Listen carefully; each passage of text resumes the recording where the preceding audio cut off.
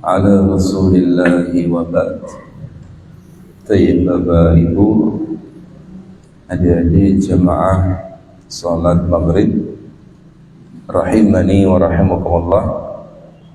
Alhamdulillah, pada kesempatan malam hari ini fi lailah al-jum'ah al-akhir kita di bulan Rabiul Awal. Mudah-mudahan kita bisa menutup bulan ini dengan penutupan yang terbaik, sehingga kita bisa nantinya juga dimudahkan untuk kita bisa menutup kehidupan kita juga dengan penutupan yang terbaik. Barakallahu fikum. Insyaallah kita akan kembali untuk melanjutkan tentunya apa yang kita bahas, kita baca di dalam kitab Al-Mati, kitab Riyadhus Shalihin min kalam Sayyidil Mursalin Imam Al-Hafidh Abi Zakaria Yahya Ibn Sharaf An-Nawawi rahimahullah ta'ala. Dan akhir pembahasan kita Bapak Ibu masih pada bab Al-Muraqabah. Bab Al-Muraqabah, bab yang kelima di dalam kitab Riyadhus Shalihin. Dan dalil yang terakhir yang kita baca, kalau tidak salah, hadis yang ke-61 atau hadis yang kedua dari sahabat al-jalil Abi Dzar Jundub bin Junadah wa Abi Abdurrahman Mu'ad bin Jabal radhiyallahu ta'ala anhuma. Sahih ini yang kita bahas ya setelah terakhir ya. Nah, berarti sekarang kita masuk pada hadis yang ketiga atau hadis ke-62 dari awal kitab Riyadhus Shalihin. Hadis Abdullah bin Abbas al-Ma'ruf radhiyallahu ta'ala anhuma. Fadhil dibaca untuk hadis yang ketiga. An Ibn Abbas radhiyallahu anhu qala kuntu khalfa an-nabiy sallallahu alaihi wasallam faqala ya ghulam inni u'allimuka kalimat ihfazillah yahfazka احفظ الله تجده تجاهك إذا سألت فاسأل الله وإذا استعنت فاستعن بالله واعلم أن الأمة لم اجتمعت على أن ينفعوك بشيء لم ينفعوك إلا بشيء ولم كتبه الله لك وإن اجتمعوا على أن يضروك بشيء لم يضروك إلا بشيء قد كتبه الله عليك رفعت الأقلام وجفت الصدور رواه الترمذي وقال حديث حسن صحيح. وفي رواية الترمذي احفظ الله تجده أمامك تعرف إلى الله في الرخاء يعرفك في الشدة واعلم أن ما أخطأك لم يكن ليصيبك وما أصابك لم يكن ليخطئك واعلم أن النصر مع الصبر وأن الفرج مع الكرب وأن مع العسر يسرا. Ibnu Abbas radhiyallahu anhu berkata, pada suatu hari saya berada di belakang Nabi sallallahu alaihi wasallam. Kemudian beliau bersabda, "Hai anak muda, sesungguhnya aku akan mengajarkan kepadamu beberapa kalimat, yaitu jagalah perintah Allah, niscaya Allah akan memeliharamu. Jagalah larangan Allah, niscaya kamu dapat Dia selalu di hadapanmu. Jika engkau meminta, maka mintalah kepada Allah, dan jika engkau meminta pertolongan, maka mintalah pertolongan itu kepada Allah. Ketahuilah, kalau seandainya seluruh umat bersatu untuk memberikan manfaat kebaikan kepadamu dengan sesuatu, niscaya mereka tidak akan dapat memberikan manfaat itu kepadamu, melainkan dengan sesuatu yang telah ditentukan Allah untukmu. Dan jika mereka bersatu hendak menyelesaikanmu dengan sesuatu, niscaya mereka tidak akan dapat menyelesaikanmu, melainkan dengan sesuatu yang telah ditentukan Allah untukmu. Perintah telah diangkat dan orang-orang telah terima. Hadis riwayat At-Tirmidzi, dan dia mengatakan hadis ini hasan sahih. At-Tirmidzi dan Ahmad. Dalam riwayat selain At-Tirmidzi disebutkan, peliharalah perintah Allah, niscaya engkau akan mendapatinya di hadapanmu. Kenalilah Allah dalam keadaan lapang atau senang, niscaya Allah akan mengenalimu di waktu susah. Ketahuilah bahwa apa saja yang ditetapkan tidak mengenaimu tidak akan mengenaimu, dan apa saja yang ditetapkan akan mengenaimu tidak akan luput darimu. Ketahuilah sesungguhnya kemenangan itu disertai kesabaran, kesenangan itu disertai kesudahan, dan sesudah kesulitan Kesenangan itu disertai kesusahan dan sesudah kesulitan pasti.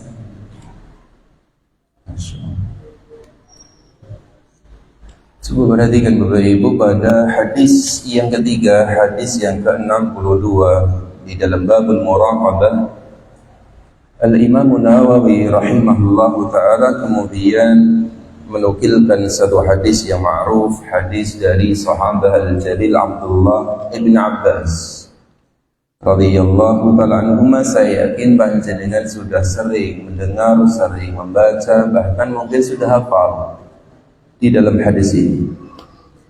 Yang jelas Bapak Ibu, monggo untuk kita berusaha untuk membaca, memahami, mentadabburi apa yang telah ditinggalkan oleh Sayyidul Anbiya Rasulullah sallallahu alaihi wasallam.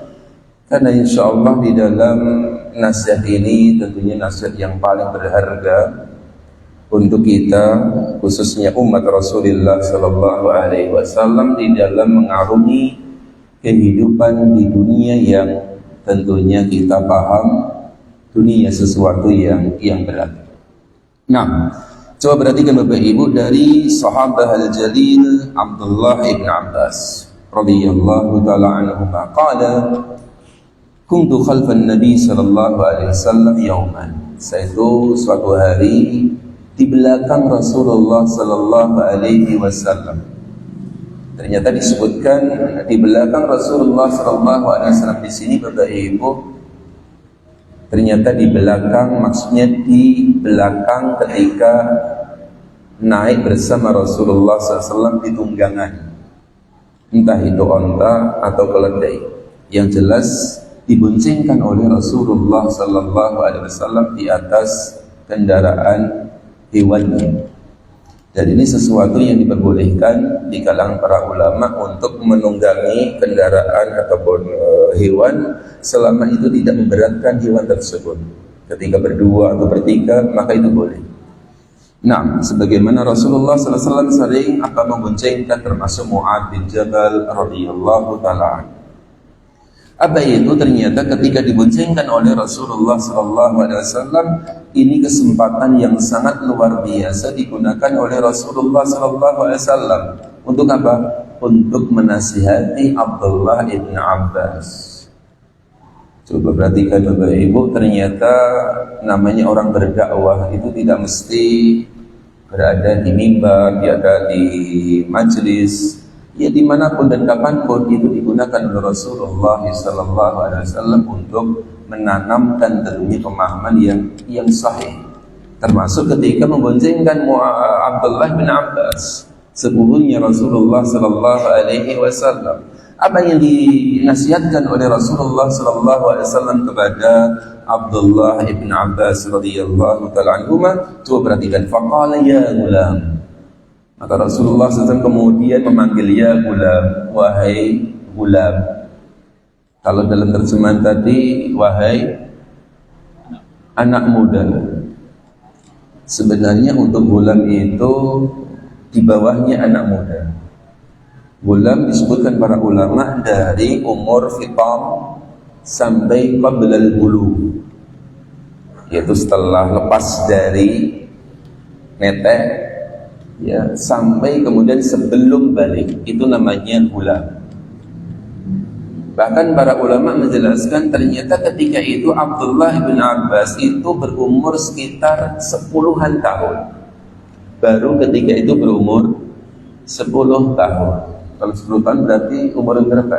Sekolah kelas pintar ya, Pak? Kelas 3, 4. Ayo nama susilo. Kelas 4 SD. Masya Allah. Sudah besar atau kecil ini? Besar atau kecil? Namanya Mas Susilo. Sudah besar atau kecil ini? Umur 10 tahun ini. Hitungannya masih sudah besar atau kecil? Hah?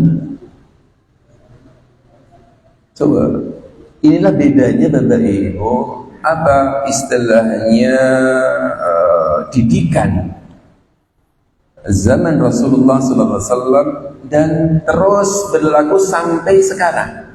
Orang Arab Jadi didikan itu didikan yang betul-betul membuat anak itu kemudian bagaimana bisa kemudian segera dewasa. Berbeda dengan didikan kita. Betul? Kalau kita itu mendidik anak, itu didikan yang terus anak itu anak terus. Dalam segala hal. Maka sering ojo nih, gue saya caci nih ojo, gitu kan? Kalau orang Arab enggak, ayo kamu bisa. Seperti itu. Sampai ketika kita di Yaman, Bapak Ibu, ya anak-anak SD itu kalau cuma membongkar AK-47, tahu AK-47? Bremnya tentara itu sah, langsung bersihin, pasang lagi, klek. Jadi nyembelih kambing SD umur 4, kelas 4, kelas 5, langsung kambing dibanting, share. Bismillah. Masya Allah. Kita umur 30 nyembelih kambing, gocek euro 10 gitu ya. Jadi berbeda. Coba, termasuk didikan ketika memahamkan kepada anak.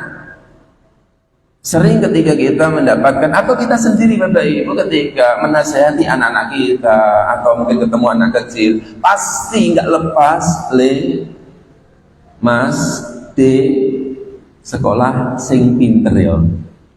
Dan tadi dokter. Coba dibandingkan dengan apa yang dinasihatkan Rasulullah SAW kepada siapa? Abdullah bin Abbas, umur 10 tahun. Kalau jangan perhatikan, Masya Allah, ini dasar yang sangat dan sangat luar biasa loh.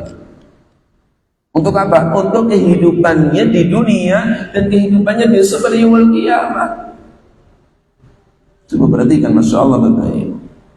Maka Rasulullah SAW menanamkan satu pemahaman yang sangat dan sangat luar biasa. Bagaimana Rasulullah SAW kemudian menasihatkan, ya gulam, ini u'allimuka kalimat. Wahai anak kecil ini masih 10 tahun. Saya ajarkan ya kepada kamu ya beberapa kalimat saja, beberapa kalimat. Enggak usah banyak-banyak.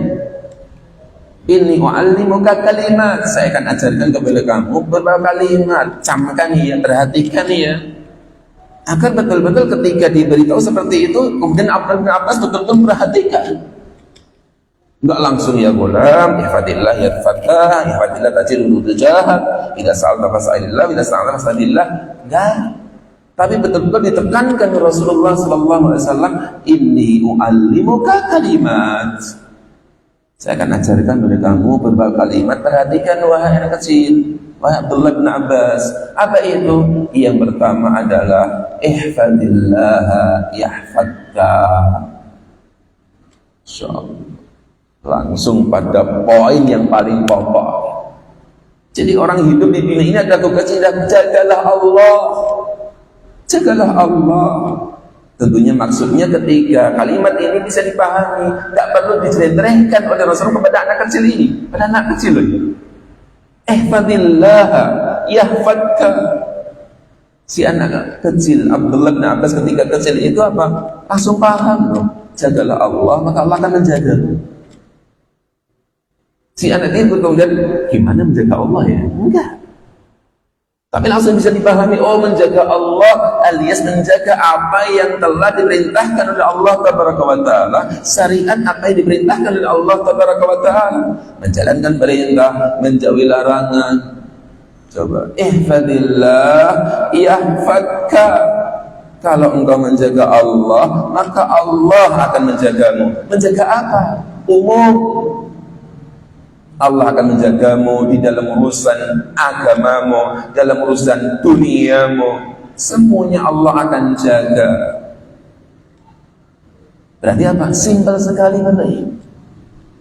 Kalau betul-betul kita ingin hidup di dunia itu selamat, hidup nanti di alam kubur sebentar lagi kita selamat, hidup besok pada yaumul qiyamah kita selamat, kuncinya cuma satu, ihfadillah, jagalah Allah. Coba kalau kita ingat tadi yang dibaca oleh Satra Siti, rakaat yang pertama salat maghrib, Bapak Ibu tadi rakaat pertama baca apa ya Mas Yanto? Oh, ayo Mas. Membaca apa tadi? Pak Indro, membaca apa tadi rekat pertama? Pak Ros, mau kenapa mau rekat pertama? Kalau rekat kedua nggak usah tanya tadi, Al-Kafirun kan gitu, insyaallah. Tapi rekat pertama tadi Mas Wanto. Nah, ya, jawab aja, baik ayat Al-Quran ya. Ayo udah. Saya masuk sila. Ayat apa tadi? Ayat yang pertama tadi, ya ayyuhar rusulu kulu minat thayyibati wa'malu shalihan. Wahai ar-rasul, apa itu? Perintah Allah, makanlah yang baik-baik saja, thayyibat, yang halal, wa'malu shalihan. Para ulama menjelaskan ini ada hubungan yang kuat, Bapak Ibu, ada hubungan yang kuat. Apa kuatnya? Kalau seseorang menjaga makanannya, menjaga minumannya, maka Allah akan mudahkan orang tersebut untuk beramal saleh. Berarti ketika kula panjenengan Bapak Ibu di dalam kehidupan kita ini beramal saleh kok berat,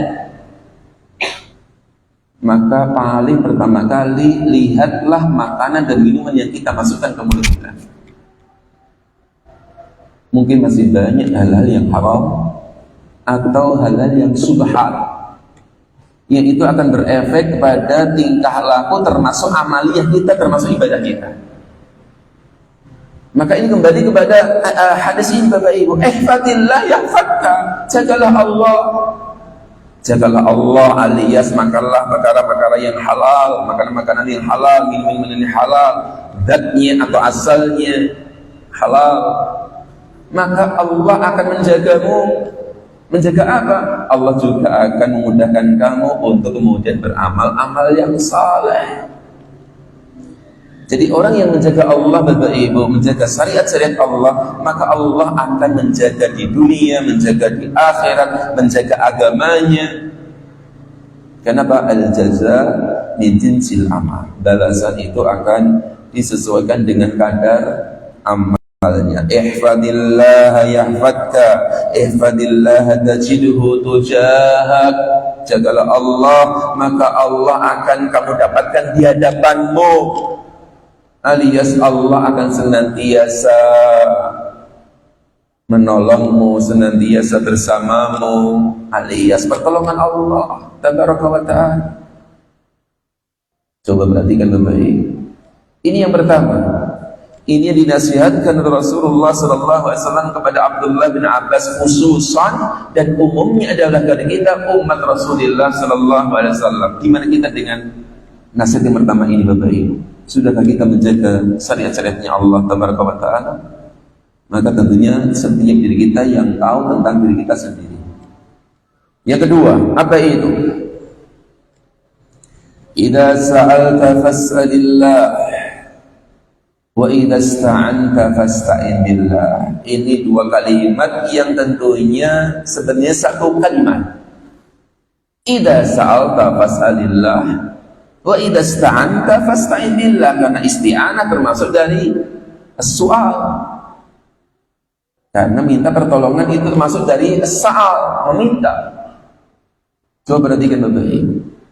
Yang kedua adalah idza sa'alta fas'alillah, kalau engkau itu mau meminta apa saja, maka mintalah kepada Allah. Coba perhatikan baik-baik. Dalam masalah ini kalau kita jujur gitu, kayaknya kita masih dalam tanda kutip kita itu masih belum. Ketika ada problematika, ada masalah yang kita hadapi Bapak Ibu, maka pasti yang tergambar di dalam benak kita pertama kali teman-teman kita, orang tua kita, saudara kita. Itu pun kita sibuk nyebut anak, nyebut sana, dan mereka dalam rangka untuk bagaimana saudara-saudara tersebut mau untuk membantu diri kita. Coba perhatikan apa yang ditanamkan Rasulullah sallallahu alaihi wasallam kepada Abdullah bin Abbas, "Idza sa'alta fas'alillah." Kalau kamu mau meminta apa saja urusan dunia, apalagi urusan akhirat, maka mintalah kepada Allah. Kenapa ya Mas Wanto? Ayo, Bapak-Ibu. Karena makhluk itu adalah makhluk yang tidak punya apa-apa. Sedangkan Allah adalah zat yang memiliki apa-apa. Lahu maqalidus samawati wal ardh. Allah yang memiliki langit dan bumi dan segala apa yang ada di langit dan bumi, Bapak Ibu. Maka idza sa'alta fas'alillah. Kalau kamu meminta, mintalah kepada Allah. Itu yang pertama, karena Allah yang memiliki langit dan bumi. Yang kedua, apa sebabnya? Kenapa kita ketika meminta, mintalah kepada Allah? Namanya Mas Janto.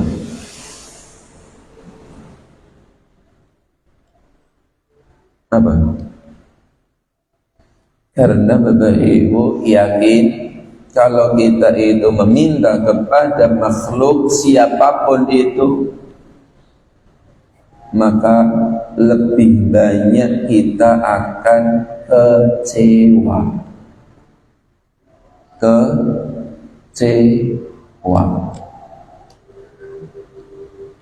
Terus masih jadi berpengalaman, Masya Allah. Minta apa?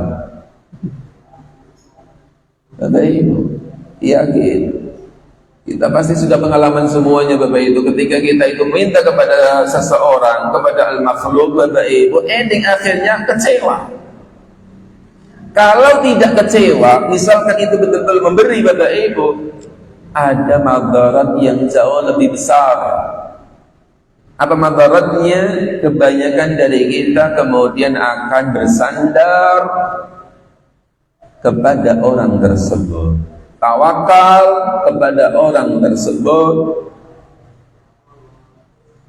Padahal seorang mukmin yang sahih, Bapak Ibu, adalah betul-betul hatinya senantiasa ta'alluq, bergantung dan bersandar, tawakal hanya kepada Allah tabaraka wa ta'ala.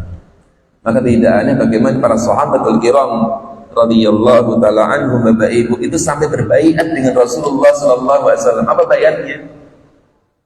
Di antara baiatnya apa? Untuk tidak minta, termasuk minta tolong kepada saudaranya ketika pecutnya jatuh dari punggung kuda. Dia naik kuda, kemudian pecutnya jatuh, maka baiat untuk tidak meminta tolong kepada saudaranya untuk mengambilkan itu pecut. Sedetail itu, Bapak Ibu. Untuk menjaga apa?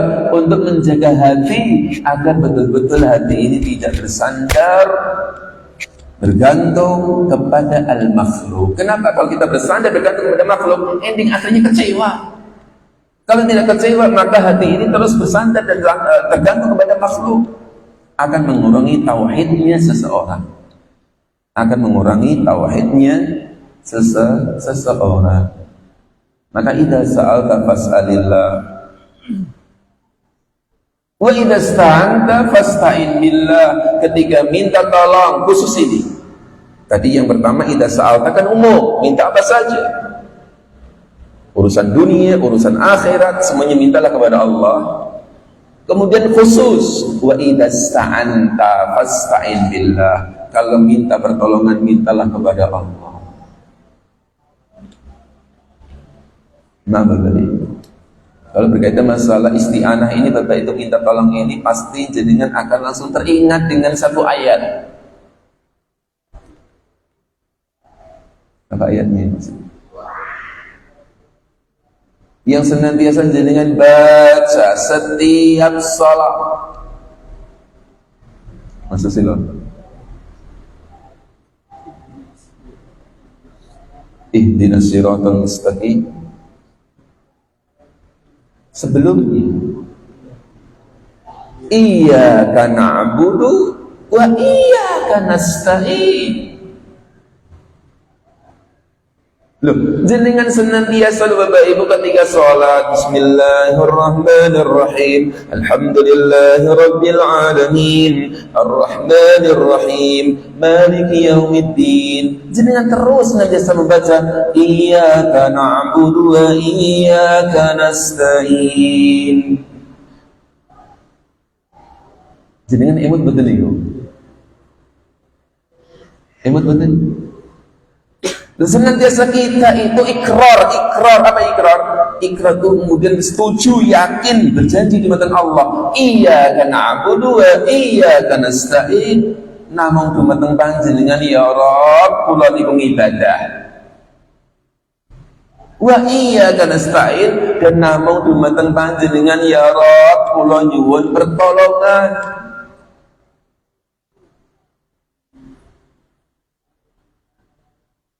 Walaupun ayat punika Bapak Ibu kemudian dibahas di kalangan para ulama. Coba iyyaka na'budu wa iyyaka nasta'in. Ini ada hubungan yang kuat atau tidak di sini? Ada Pak hubungan yang kuat. Walaupun sebenarnya antara paragraf yang pertama iyyaka na'budu itu sudah mencakup iyyaka nasta'in. Kenapa? Karena ibadah, isti'anah termasuk dari ibadah. Tapi kenapa kemudian dikhususkan di situ ada isti'anahnya? Para ulama menjelaskan Bapak Ibu karena tidak akan mungkin Bapak Ibu kita itu bisa beribadah hanya kepada Allah kecuali atas pertolongan dari Allah Tabaraka wa Ta'ala. Tidak mungkin Bapak Ibu kita bisa istiqamah di jalan Allah Tabaraka wa Ta'ala kecuali kita juga senantiasa mendapatkan pertolongan dari Allah Tabaraka wa Ta'ala, alias agar kita tidak menjadi orang-orang yang sombong, orang-orang yang kebede. Ya apa ketika bisa melakukan ini kemudian apa bangga diri, itu semuanya adalah hadza min fadli Rabbi. Itu semuanya adalah keutamaan dari Allah Tabaraka wa Ta'ala. Jadi sekali lagi Bapak Ibu, idza sa'alta fas'alillah wa idza sta'anta fasta'in billah. Ketika minta pertolongan maka mintalah pertolongan hanya kepada Allah Tabaraka wa Ta'ala. Itu yang kedua. Yang ketiga, apa itu Bapak Ibu? Wa'lam أن الأمة لو استمعت على أن ينفعوك بشيء لم ينفعوك إلا بشيء قد كتبه الله لك وإن استمعوا على أن يضروك بشيء لم يضروك إلا بشيء قد كتبه الله عليك رفعت الأقلام وجفت الصحف. InsyaAllah betul. Yang ketiga, ini bisa dikatakan berat sekali ini kalau kelasnya untuk orang kecil ini, anak kecil ini. Ya. Tetapi Masya Allah terus ditanamkan oleh Rasulullah SAW. Kenapa? Mungkin ketika itu ini anak belum paham, tetapi insya Allah berjalannya waktu dia akan paham. Maka oke Bapak Ibu, ketika kita belajar misalkan kita menghafalkan, kita hafal. Mungkin hafal tapi belum paham, tidak apa-apa. Insya Allah nanti dengan berjalannya waktu akan paham juga. Ini biasanya yang belajar misalkan bahasa Arab, ya kan? Nahwu shorof, itu apa? Fa'il, ngambil fa'il, maf'ulun bi, penghafal ke apa? Matan juruminya, apa? Gak apa-apa, terus hafalkan. Insya Allah nanti dengan terus berjalannya waktu, insya Allah akan paham. Sama dengan ini, mungkin ketika itu ini Abdullah bin Abbas ketika baru umur 10 tahun Pak, ditanamkan seperti ini, paham? Mungkin belum. Tapi ketika ini tertancap di dalam hatinya Abdullah bin Abbas, berjalannya waktu, semakin bertambahnya usia, umur, akan kemudian paham. Nah, betul, paham ya? Baik, apa itu? Wa'lam, ketahuilah wahai Abdullah bin Abbas, wahai anak kecil, annal ummah di sini Bapak Ibu memang ada beberapa makna. Ada beberapa makna adalah semua manusia, ada beberapa makna itu adalah nabi, Ada bernama itu adalah banyak penafsiran di kalangan para ulama berdasarkan ayat-ayat Al-Qur'anul Karim. Yang jelas di sini maksudnya adalah seandainya umat ini semuanya, manusia semuanya, apa itu berkumpul dalam rangka apa? Dalam rangka untuk ayyafa'uka bisyai'in, memberikan manfaat kepadamu, sesuatu manfaat kepadamu, maka lam yanfa'uka illa bisyai'in qad katabahu Allahu lak. Itu tidak akan bermanfaat, tidak akan bisa memberikan manfaat kecuali apa yang sudah ditetapkan untuk engkau. Kecuali apa yang sudah Allah tetapkan untuk engkau. Jadi semua manusia ketika berkumpul ingin memberikan manfaat kepada kamu, tidak akan bisa kecuali apa yang sudah ditetapkan oleh Allah untuk dirimu. Demikian juga sebaliknya, seandainya manusia berkumpul semuanya dalam rangka untuk madaratkan kamu, mencelakakan kamu, lam yadurruka bisyai', tidak akan bisa memberikan madarat kepada kamu kecuali apa yang sudah juga ditetapkan oleh Allah untuk dirimu. Coba dua kalimat ini Bapak Ibu kalau jenengan perhatikan betul akan membuat seorang hamba itu betul-betul ta'alluqnya, bersandarnya, bergantungnya, tawakalnya hanya kepada Allah. Oh, Masya Allah, ternyata semuanya tidak bisa memberikan apa-apa kecuali apa yang sudah Allah tetapkan untuk diri kita. Coba perhatikan hubungannya dengan ini Bapak Ibu. Kemudian Rasulullah SAW di akhir kalimat kemudian langsung menetapkan rufi'atil aqlam wa jaffatis suhuf. Kenapa seperti itu? Karena memang pena sudah diangkat dan kertas tulisannya sudah kering, alias apa yang telah tertulis di Lauh al-Mahfuz sudah tidak akan bisa berubah. Bapak Ibu, ini mengingatkan kita dengan awal hadis ketika bagaimana disebutkan dalam hadis awal ma khalaqallahu al-qalam. Yang pertama kali Allah ciptakan dari makhluk ini adalah al-qalam. Walaupun ada dua versi, apakah qalam atau arsy. Yang jelas dalam hadis disebutkan awal ma khalaqallahu al-qalam, ketika Allah menciptakan pertama kali adalah qalam, yaitu pena. Kemudian Allah Ta'ala kemudian perintahkan kepada si pena tersebut, uktub ya qalam, uktub ya qalam, tulis semuanya ya qalam, tulis semuanya. Kemudian si pena kemudian bertanya, ya Rabb, mana yang diuktub? Apa yang saya tulis ya Rabb? Uktub makan ila yaumil qiyamah, tulis semua apa saja sampai besok pada yaumul qiyamah, semuanya tulis. Kemudian si qalam menulis semuanya di Lauh al-Mahfuz. Lauh, lembaran, mahfuz yang terjaga. Terjaga dari apa? Perubahan. Tidak akan bisa berubah. Kenapa? Rufi'atil aqlam wa jaffatis suhuf. Sudah diangkat pena apa? Tinta sudah kering, Pak. Tulisan sudah kering, tidak akan bisa berubah. Maka apa yang ditanamkan Rasulullah SAW kepada Abdul bin Abbas, termasuk kepada kita umat Rasulullah SAW, seandainya manusia berkumpul semuanya untuk memberikan manfaat kepadamu, tidak akan bisa kecuali apa yang sudah ditetapkan untuk engkau oleh Allah. Demikian juga ketika berkumpul untuk memberikan madarat kepada kamu, juga tidak akan bisa memberikan madarat kecuali juga apa yang sudah ditetapkan oleh Allah untuk dirimu. Maka dari sini kalau kita paham seperti ini Bapak Ibu, maka kita tidak akan bersandar, bergantung, tawakal kepada makhluk. Paham?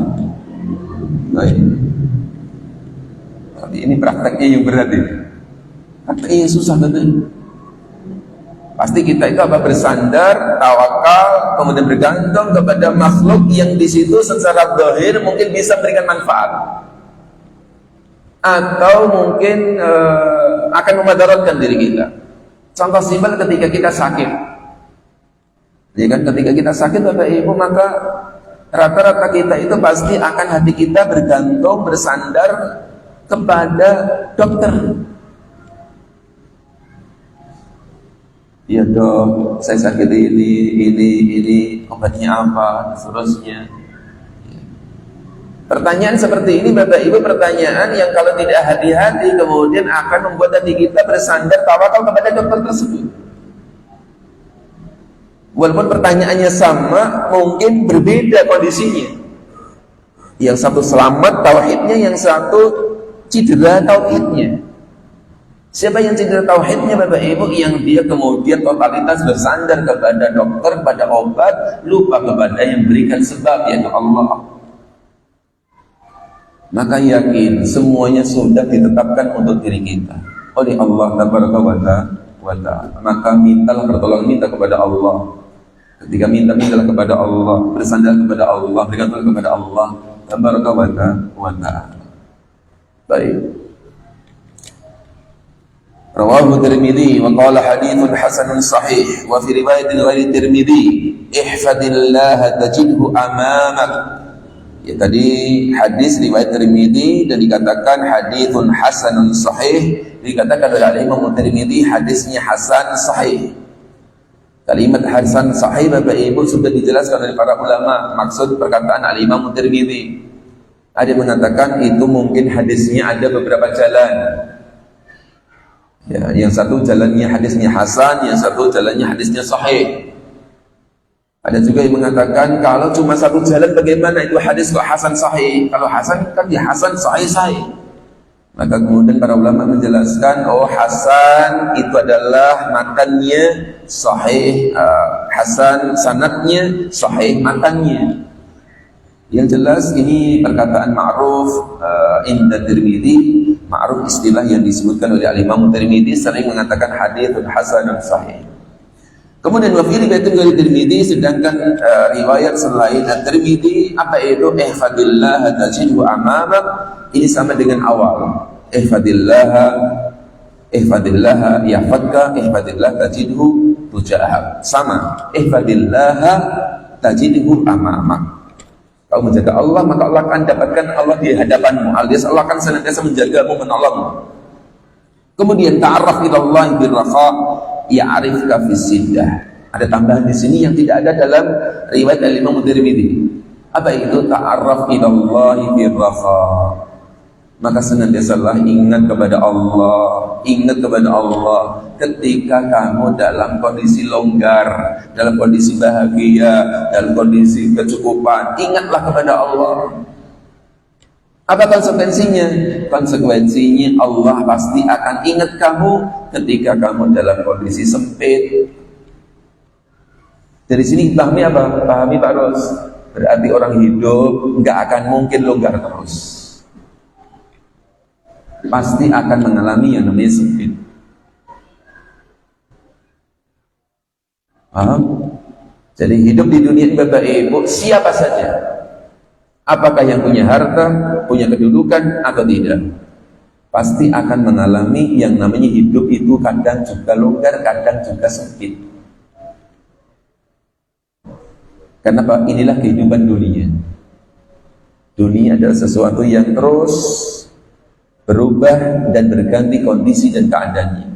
Maka ketika kita senantiasa ingat kepada Allah dalam kondisi raha alias beribadah aktif kepada Allah, ketika longgar sekecoh, ya kan, kita itu senantiasa tekun di dalam ibadah kita kepada Allah, maka nanti ketika kita qadarullah, Allah mentakdirkan kita dalam kondisi sempit, baik berkaitan masalah rezeki, berkaitan masalah kesehatan, berkaitan masalah apa saja, keluarga dan seterusnya, maka ya'rifka fis siddah, Allah akan ingat kamu dalam kondisi sempit, dalam kondisi ketika kamu kesusahan. Masih ingat kisah tiga orang yang terjebak dalam gua? Ya, ingat kan? Yang seorang yang dia punya orang tua, kemudian dia terus senantiasa apa? Senantiasa ingat kepada orang tuanya dengan memberikan susu setiap malamnya. Ya, itu dalam kondisi longgar Bapak Ibu. Ketika dalam kondisi sempit, ketika terjebak dalam gua, berdoa kepada Allah, ya Rabbul pada tiang sepuh, saya senantiasa berikan susu setiap malamnya. Bahkan ketika dalam kondisi saya itu telat, ya kan, kemudian saya peras susu, datang ke orang tua dalam kondisi tidur, saya jaga terus susu tersebut sampai orang tua saya bangun. Istri dan anak saya minta sampai menangis, tidak saya kasih ya Rabb. Cuma mengharapkan keridhaan panjenengan. Ya Allah, kalau ini termasuk amal soleh, keluarkan kula sakit niki ya. Terbuka itu pun. Maksudnya apa? Maksudnya orang itu pasti akan mengalami waktu longgar dan juga pasti akan mengalami waktu sepi. Maka ta'aruf ilallahi bil rafa. Ini juga mengingatkan kita dengan hadis. Hadisnya, idza maridal abdu aw safara kutiba lahu ma umila bih fi sihhatihi wa fi muqimihi. Ketika seorang hamba dia dalam kondisi sakit atau dalam kondisi safar, maka dia akan tetap mendapatkan pahala persis sebagaimana yang dia lakukan ketika dalam kondisi sehat dan kondisi mukim. Dia kondisi sakit tidak bisa kemudian beribadah ini, tidak bisa baca Al-Quran, tidak bisa ini, tidak bisa ini. Ya. Selama dia dalam kondisi raha, dalam kondisi longgar, dia itu senantiasa aktif dalam ibadah, maka dia tetap mendapatkan pahala itu. Bukan cuma pahala, Allah akan memberikan pertolongan. Allah akan berikan pertolongan. Nah, itu yang tambahan di dalam riwayat selain At-Tirmidzi, apa itu? Ta'arraf ilallahi birrafa ya'rifka fi siddah, kemudian wa'lam anna ma akhta'aka lam yakun liyusibak wa ma asabaka lam yakun liyukhti'ak.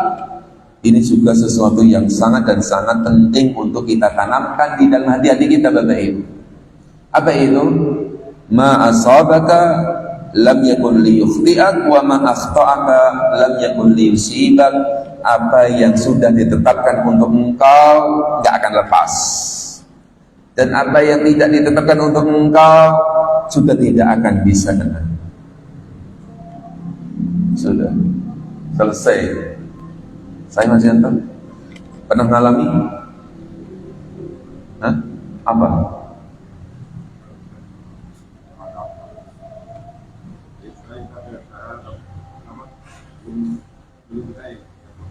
Ayo.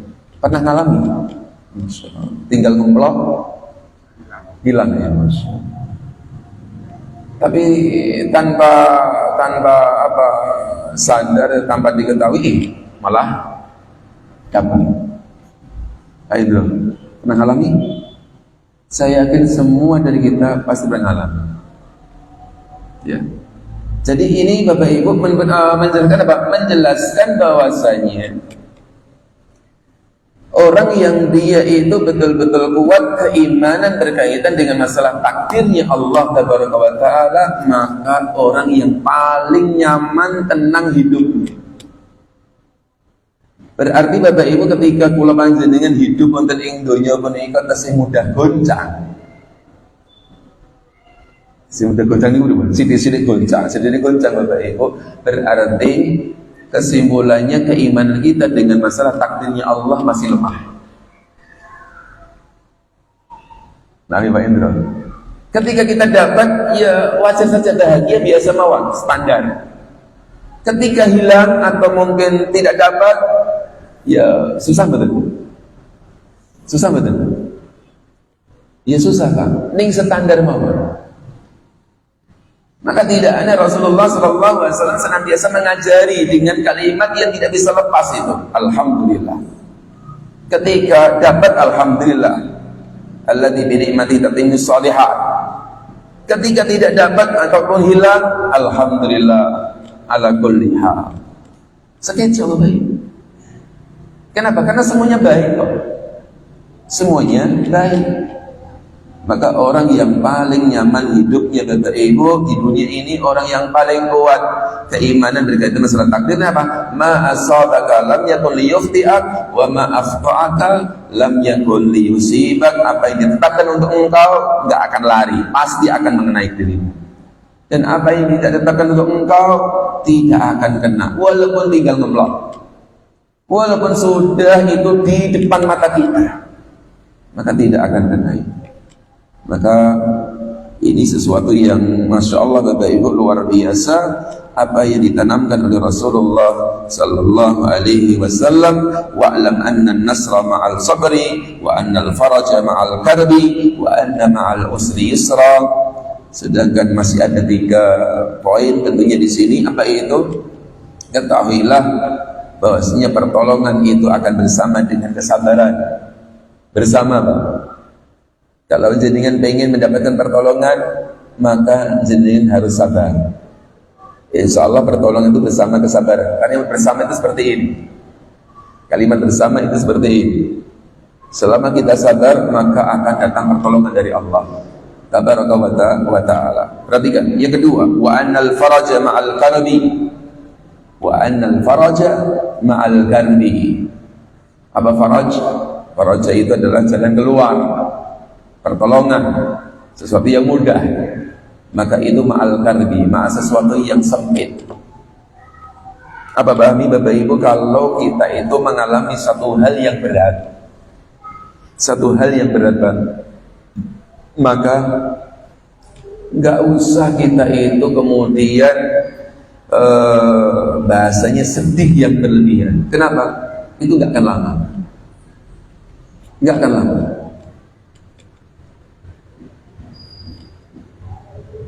Namanya Rasulullah. Sesuatu yang sulit, sesuatu yang berat di dunia ini, perhatikan, wa annal faraja ma'al karbi. Sesuatu yang sulit, ya, itu ternyata akan membersamai dengan al-faraj. Itu apa? Sesuatu yang jalan keluar alias kemudahan, alias akan terus itu. Nah, maka jenengan yakin mawon, karena kita sudah, jenengan saya yakin kita pasti sudah mengalami sesuatu yang susah, yang sulit. Ternyata juga itu tidak akan lama Allah berikan apa? Jalan keluar. Nah, ya, tentunya selama kita menjadi orang-orang yang beriman kepada Allah Tabaraka wa ta'ala. Wa anna ma'al usri yusra, sedangkan bersama kesusahan itu ada kemudahan. Bersama kesusahan ada kemudahan. Nah, namanya Ustaz. Bersama kesusahan ada kemudahan. Bersama berarti apa? Bersama seperti ini. Kemudahan itu datangnya setelah atau bersama? Namanya Ustaz. Fakta real, ketika kita mendapatkan sesuatu yang usrun, yang susah, kemudahan datang setelahnya atau bersama kesusahan tersebut? Setelahnya. Tapi ini bersama. Bahkan di dalam surah namanya Sadiq, fa inna ma'al usri yusra, inna ma'al usri yusra. Allah juga tegaskan itu di dalam ayat. Dikembalikan lagi di dalam hadis, Rasulullah juga tegaskan itu, wa anna ma'al usri yusra. Sesungguhnya bersama kesusahan itu ada kemudahan. Maksudnya gimana ya Mas? Padahal faktanya itu kemudahan itu datang setelah kesusahan. Gak mungkin Bapak Ibu kita misalkan baru badan sakit langsung sembuh, atau nanti sembuhnya nanti atau langsung. Namanya maksudnya ada jedanya. Nah, terus bagaimana dengan hadis ini? Bersama itu baru. Karena kesusahan itu menggiring itu sama kemudahan. Jadi itu susahnya selesai langsung kemudahan. Langsung apa yo rontok suwe, orang dino, telung dino, sepekan, sebulan, setengah bulan. Oh, suwe. Ayo nah, masih lah. Gimana maksudnya? Kenapa? Pasti kita akan bertanya-tanya Bapak Ibu. Wa anna ma'al usri yusra. Bersama kesusahan ada kemudahan. Kemudahan bersama dengan kesusahan. Tapi kita sering dapatkan kemudahan itu datang setelah kesusahan kok. Oh, enggak terlalu lama. Suwe Mas. Pak Indro, terakhir ini yang bisa menjawab boleh pulang. Yang nggak bisa nggak boleh pulang. Pak Ros, gimana? Bapak Ibu, para ulama menjelaskan, bersama kesusahan ada kemudahan. Banyak di antara kita yang tidak tergambar, Yang ada dalam gambaran kita Bapak Ibu, kemudahan di situ adalah kalau badan sakit langsung sehat. Gak duit langsung duit. Kan dibuju. Ayo jadi itu langsung dibuju. Nah, enggak seperti itu. Para ulama menjelaskan wa anna ma'al usri yusra, maksudnya adalah apa? Maksudnya bersama kesusahan ada kemudahan. Kemudahan apa? Bukan itu, minimal ketika jenengan bisa sabar menghadapi kesusahan tersebut, itu adalah kemudahan yang diberikan oleh Allah. Jadi ampun jangan pahami kemudahan tersebut adalah kemudahan yang bertolak belakang dengan kesusahan tersebut. Tetapi kemudahan yang diberikan oleh Allah itu banyak. Termasuk apa? Termasuk ketika jenengan bisa sabar, itu kemudahan yang terus mengiringi kesusahan tersebut. Masya Allah. Kalau Allah tidak memberikan kemudahan dengan sabar, gantung atau nabrak truk atau ngombe potas, maka Masya Allah, alhamdulillah Allah masih berikan kepada saya apa? Kesabaran. Maka gak ada rapi-rapi. Nah, saking sabar. Masya Allah. Hah? Legowo, Masya Allah. Barakallahu fikum. Paham Bapak Ibu? Monggo kita ulangi Bapak Ibu. Ada sini kita membaca dengan pelan, kemudian berusaha untuk memahami. Insya Allah ini adalah modal yang paling utama kita hidup di dunia ini. Karena semua permasalahan kembali kepada hadis ini. Semua permasalahan kembali kepada hadis ini. Barakallahu fikum. Subhanakallahumma wa bihamdik asyhadu an la ilaha illa anta astaghfiruka wa atubu ilaik. Wassalamualaikum warahmatullahi wabarakatuh.